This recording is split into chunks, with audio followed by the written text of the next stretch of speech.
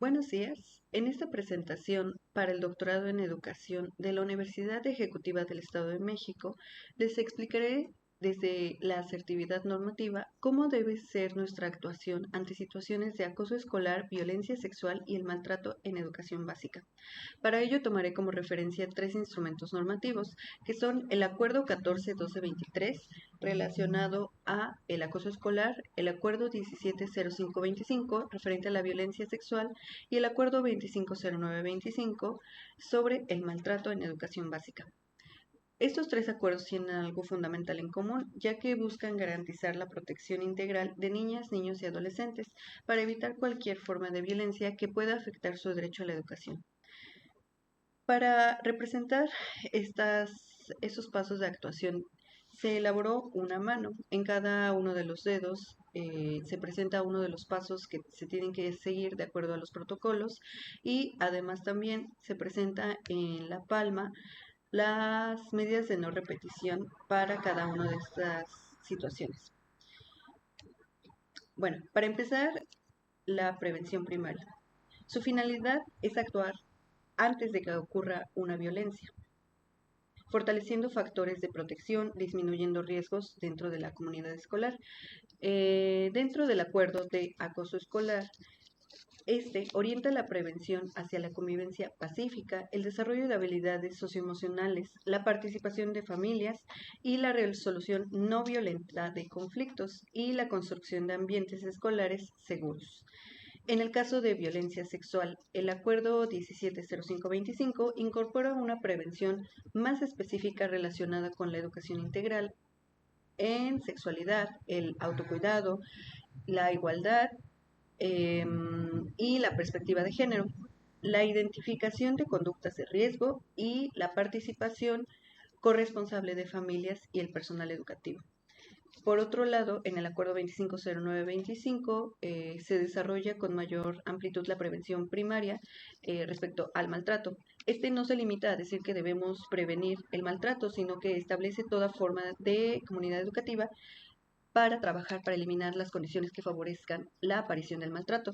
Esto implica que se debe fortalecer una convivencia pacífica e inclusiva, además de fomentar la participación activa del alumnado y por último, identificar factores protectores y factores de riesgo en el plantel.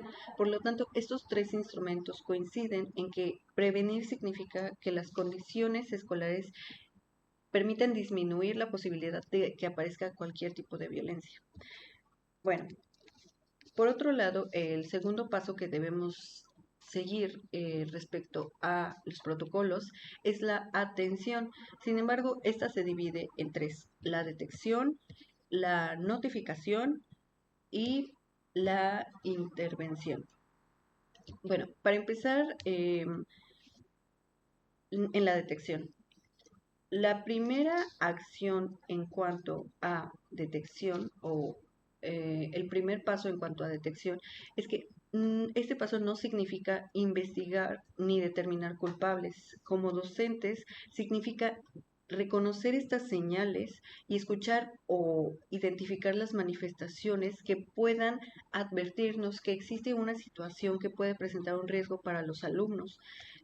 Desde el acoso escolar, debemos prestar atención a conductas reiteradas de agresión, exclusión, intimidación y cambios emocionales, aislamiento, afectaciones en el rendimiento o posibles manifestaciones, por ejemplo, de ciberacoso. Sabemos que en la actualidad las redes sociales representan un papel muy importante en cuanto a la personalidad del alumno. Entonces, tenemos que estar atentos de estas señales para prevenir y para detectar estos casos de violencia. Respecto a la violencia sexual, la detección requiere especial sensibilidad porque puede no ser una revelación directa, sino que también pueden existir cambios físicos, señales emocionales, cambios bruscos en la conducta, información proporcionada incluso por otras personas y respecto al maltrato, pueden identificarse diversas formas de detectarlo.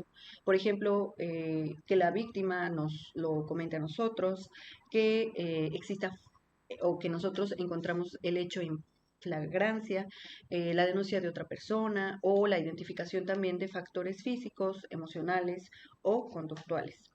Sin embargo, el aspecto más importante es que nosotros actuemos sin prejuzgar. Como docentes no investigamos, no interrogamos y no buscamos culpables ni decidimos si el hecho ocurrió o no. Nuestra responsabilidad es únicamente identificar, registrar objetivamente y activar el protocolo. Entonces, este es un claro ejemplo de cómo nosotros actuamos con asertividad normativa. El siguiente paso es la notificación. Eh, Cuando se detecta una posible situación, la actuación no puede detenerse. En los tres protocolos encontramos el deber de comunicar los hechos a la autoridad correspondiente. En un posible caso de acoso escolar, la comunicación se realiza de acuerdo con la estructura y responsabilidades dentro del plantel, o sea, se comunicarle a nuestra autoridad educativa. Respecto a la violencia sexual, la notificación adquiere una mayor urgencia debido a la posible existencia de un delito y puede implicar la intervención incluso de las Procuradurías de Protección, Fiscalía, Servicios de Salud e incluso autoridades competentes. En materia de maltrato, el acuerdo establece que la notificación debe realizarse de manera inmediata porque puede retrasarla o puede aumentar el riesgo de la persona afectada. También contempla situaciones de urgencia. Si existe flagrancia o peligro inminente para la integridad física de nuestro alumno o emocional de nuestro alumno, es necesario que solicitemos el apoyo de los servicios de emergencia, por ejemplo 911, además de informar a nuestra autoridad. Bueno, aquí también existe un principio común entre los tres elementos, que es la confidencialidad. ¿Por qué? Porque la información debe compartirse únicamente con las personas e instituciones que necesitan conocerla para proteger a la víctima. Y ahí entra también una parte de nuestra asertividad como docentes. El siguiente paso es la intervención. Aquí pasamos de conocer una posible situación a implementar medidas concretas de protección. En el acoso escolar, la intervención busca detener las agresiones, proteger a la persona afectada, evitar nuevas conductas y condiciones adecuadas y favorecer condiciones adecuadas de convivencia. En el caso de la violencia sexual, la intervención debe tener un especial cuidado a la no revictimización. No podemos obligar a la niña, niño o adolescente a repetir constantemente su relato, confrontarlo con la persona señalada, ni realizar preguntas propias de una investigación. En el caso del maltrato, el acuerdo 250925 reconoce expresamente derechos de las personas involucradas, entre ellos recibir un trato digno y sin discriminación y recibir orientación y proteger su identidad y datos personales. De nuevo, hablando de la confidencialidad.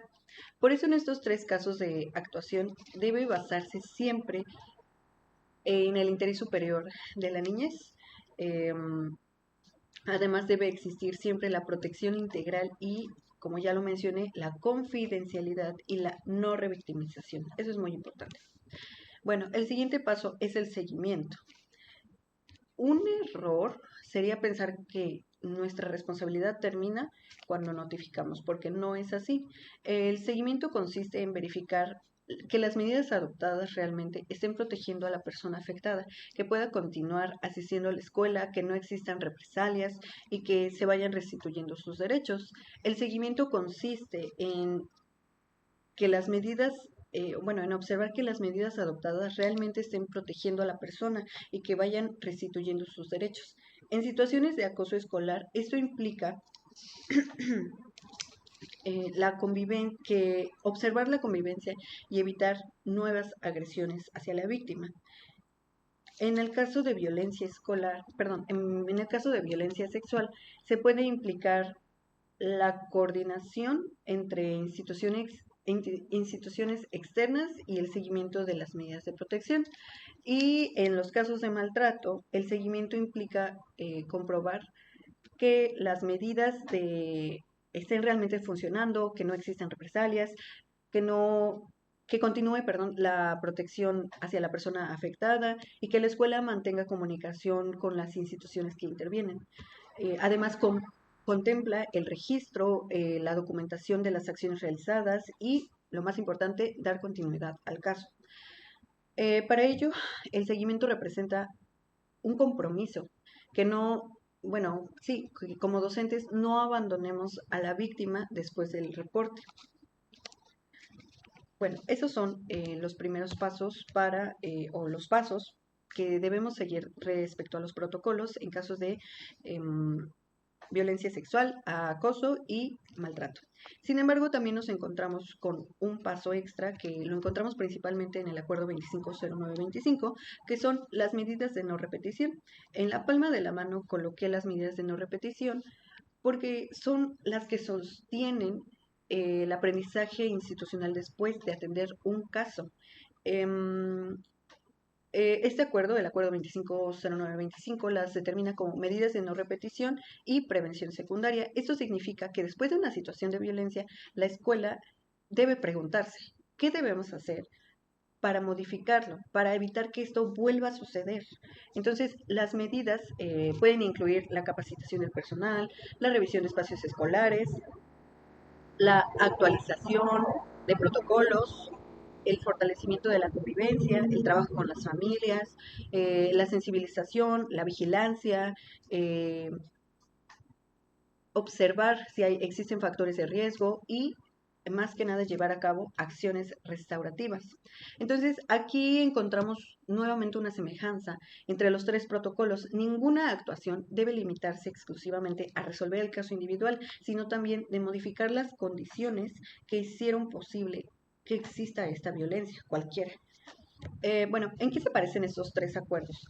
Si los comparamos, creo que existe una misma lógica de protección. El 14, 12, 23 acerca del acoso escolar, el 17, 05, 25 respecto a la violencia sexual y el 25, 09, 25 respecto al maltrato, eh, convergen en que debemos prevenir, debemos identificar oportunamente riesgos, debemos comunicar los hechos, debemos proteger inmediatamente a nuestras víctimas, evitar, muy importante, evitar revictimizar y canalizar siempre que sea necesario, además de dar un seguimiento y evitar que los hechos se repitan.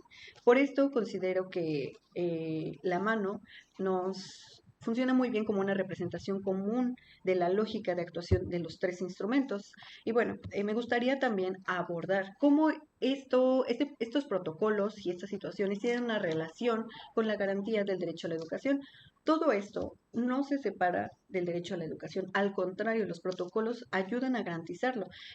Recordemos eh, bueno, cuatro elementos muy importantes respecto al derecho a la educación, que son el acceso, la permanencia, la participación y la promoción. Respecto al acceso, no significa únicamente que exista un lugar en la escuela, sino también que las niñas, niños y adolescentes puedan ingresar a ella sin que la violencia se convierta en una barrera. Prevenir el acoso, la violencia sexual y el maltrato permite que las personas ejerzan su derecho a ingresar al servicio educativo en condiciones de seguridad. Por otro lado, la permanencia, respecto a la permanencia, una situación de violencia puede provocar miedo, puede provocar ausentismo e incluso el abandono escolar. ¿Cuántas veces no hemos escuchado que algún alumno en condiciones o en situación de bullying deje de asistir a la escuela? La, la detección, la atención y el seguimiento permiten evitar que nuestra víctima llegue a abandonar la escuela como una consecuencia de la violencia. Por eso la protección también es una forma de garantizar la permanencia. La participación, una alumna o un alumno que vive violencia puede dejar de expresarse, puede dejar de convivir o dejar de participar en las actividades escolares. Y al generar un ambiente protegido, recuperamos su derecho a ser escuchado, a expresar opiniones y a participar plenamente en la vida escolar. La promoción, bueno, las afectaciones emocionales, físicas o sociales derivadas de la violencia pueden repercutir en el aprendizaje del estudiante y en el desempeño escolar. Cuando protegemos, acompañamos y escuchamos al estudiante, contribuimos a que continúe esta trayectoria educativa, que logre los aprendizajes correspondientes y avance al siguiente grado. Bueno, además de eso, estos tres protocolos y esa forma de actuación se relaciona mucho también con las condiciones del derecho a la educación. Estas las podemos relacionar con las 4A, ¿no? La asequibilidad, la accesibilidad, la aceptabilidad y la adaptabilidad. Entonces, respecto a la asequibilidad, la educación debe estar disponible y contar con las condiciones materiales y humanas suficientes. Entonces, esto incluye disponer del personal preparado, de mecanismos de actuación y ambientes escolares seguros para nuestros estudiantes.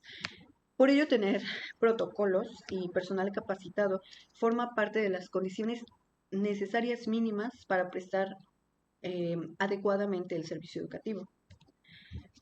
Por otro lado, la accesibilidad, bueno, pues la educación debe estar al alcance de todos y todas, sin discriminación, sin barreras.